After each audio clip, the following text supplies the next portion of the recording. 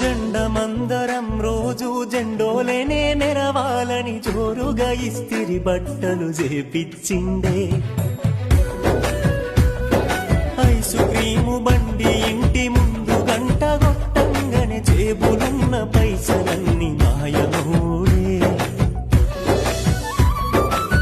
నా పుట్టిన రోజునే పండుగానుకుండే, బజారులన్నీ తిరిగి బట్టలు తెచ్చిండే. మండే ఎండకోయి తిండిని పెట్టిండే, వస్తులు ఉండి నాకు ఆస్తులు ఇచ్చిండే.